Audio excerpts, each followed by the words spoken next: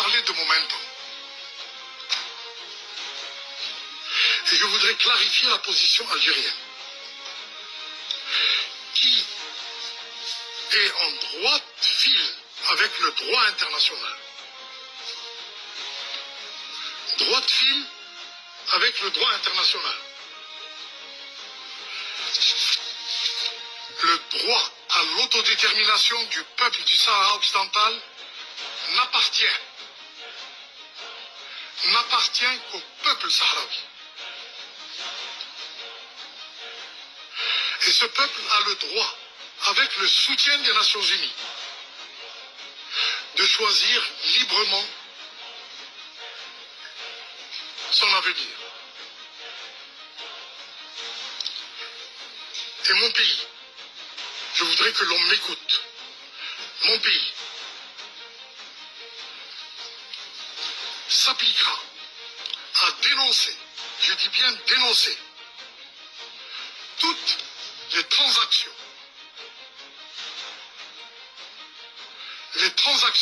portant sur la souveraineté au Sahara occidental, contre des avantages stratégiques, économiques ou commerciaux. Et vous devinez de quoi et de qui je parle.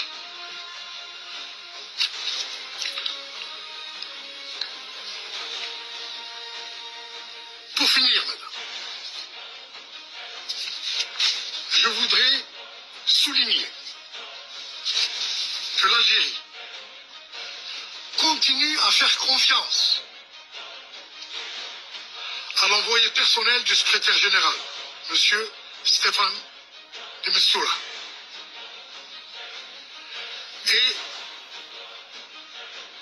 qu'elle exprime en même temps que ce soutien son espoir que l'envoyé personnel puisse venir en avril prochain avec une solution politique acceptée par les deux parties et qui puisse subvenir à la quête d'autodétermination du peuple du Sahara occidental. Je vous remercie. Partagez au maximum pour que la voix de l'Algérie soit entendue. Voilà pourquoi la France adresse le message aux pays, surtout qui profitent de la colonisation du Sahara occidental pour se faire de l'argent, pour en tirer des profits commerciaux, économiques, etc., stratégiques, tels que la France. Voilà pourquoi l'Algérie défend le droit international. Le droit international, nous sommes droits avec le droit international. Justement, dans ce cadre-là, et je vous l'ai dit, hein, ça bouge de partout, ça n'arrête pas de bouger, et ça n'arrêtera pas de bouger jusqu'à la dernière seconde du jeudi 30 octobre, où on aura enfin la résolution qui ne changera rien, puisque le peuple sahraoui, par la voix du Front Polisario, l'a dit, nous refusons de discuter avec quiconque nous empêche d'avoir notre droit à l'autodétermination. Donc en réalité, le problème est beaucoup plus complexe aujourd'hui qu'il ne l'était hier, mais ça c'est un autre problème. L'Algérie, justement, cet après-midi, à l'heure où je vous parle, les membres du UNSC, c'est le Conseil de sécurité de l'ONU, tiennent actuellement des consultations à huis clos sur la mission des Nations Unies pour l'organisation d'un référendum au Sahara occidental, MINURSO. L'Emkhazni nous avait dit que c'était fini, le MINURSO, après le 31 octobre, et pourtant elle sera toujours là, pour discuter des négociations sur le renouvellement du mandat de la mission. Donc elle sera renouvelée, en ce moment même ils sont en train d'en discuter, et n'oubliez pas qu'aujourd'hui il y a un événement très important, la ministre anglaise des Affaires étrangères a répondu à une question sur l'Iran, que le Makhzen a tout fait pour mettre sur la place publique, puisque depuis des années, et surtout il y a quelques mois, le Makhzen marocain a payé des sénateurs, des lobbyistes au sein du Congrès américain pour placer le Front Polisario, et c'est un article tel quel.ma.maroc, donc, qui nous dit ce que dit la proposition de loi du Makhzen US pour désigner le Polisario comme groupe terreau-terreau. C'est quoi?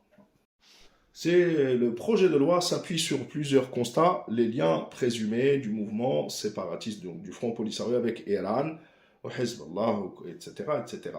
Justement, donc, la ministre des Affaires étrangères anglaise a dit qu'il n'y a aucun lien entre les deux, selon les services anglais, etc. Donc, une grosse chiffre pour le Marzen. Et dans ce cadre-là, n'oubliez pas de demander à Canal Maghreb, qui se fait passer par un opposant au royaume ou à Mohamed VI, mais qui ne parle jamais du royaume du Maroc, et qui passe son temps à infiltrer l'algorithme algérien, et qui a mis comme propagande hier, ou aujourd'hui même, en cas d'échec des négociations, l'Algérie, l'Iran, l'Afrique du Sud seraient prêts à soutenir un réarmement massif du Polisario via un pré-bail, un risque d'escalade régionale.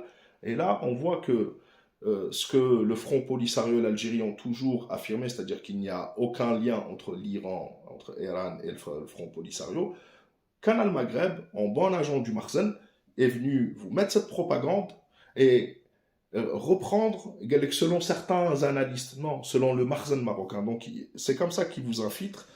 Il fait croire que c'est un opposant, il parle jamais du Marzen.